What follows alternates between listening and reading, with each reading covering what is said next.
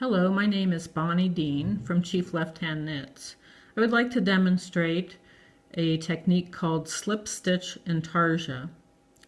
This is a hat pattern I designed called Isabella and Me, which utilizes slip stitch intarsia, or alternatively you can do duplicate stitch instead of the slip stitch intarsia, which is easier. This is the more advanced technique. As you can see, I have started with 3x3 ribbing, out of which grows the slip stitch intarsia. The slip stitches occur every other row, and they're on a background of a column of purl stitches. In order to show the technique, I have pre-worked the first row, and the first row is slip stitches every other middle column of the knit stitches in the ribbing. So I've left one slip stitch to do. Then I'm going to slip the marker, and in order to work this such that there's a purl background for each of the slip stitch intarsia sections, the pattern reads purl 1, knit up to 1 stitch before the slip stitch intarsia, purl 1.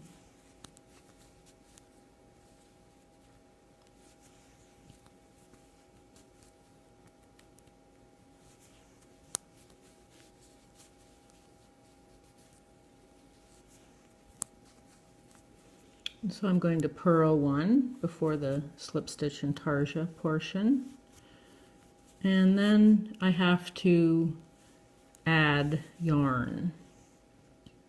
Yarn can either be added in a bobbin, a flexible bobbin, plastic bobbin, or it can be added just plain and then either let free to float or to weave it on your fingers into a bobbin.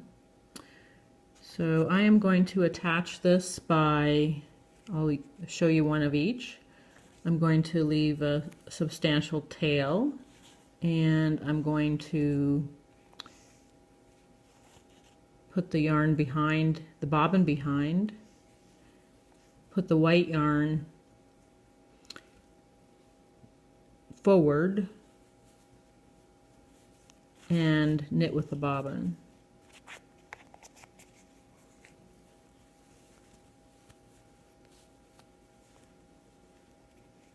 Then I'm going to go back to the white yarn,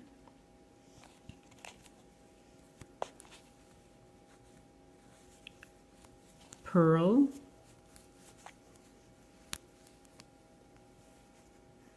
knit, knit,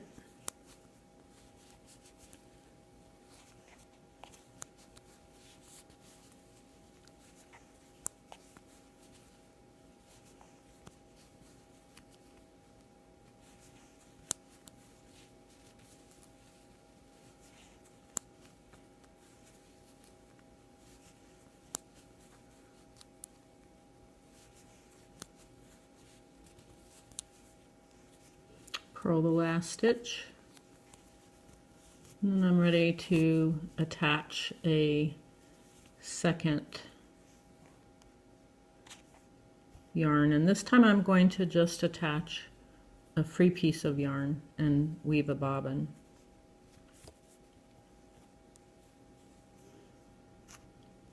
So I'm going to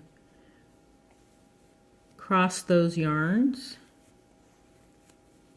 knit with the free end of the strand. By the way, each strand should be about 1 foot for 1 inch of this technique. The next stitch is white and purl.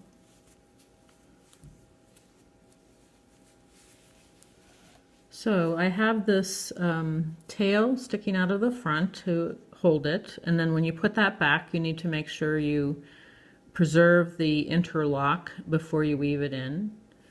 And then this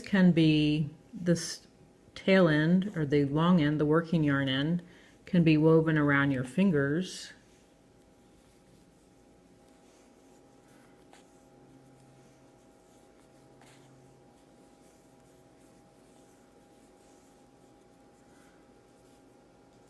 And then brought forward.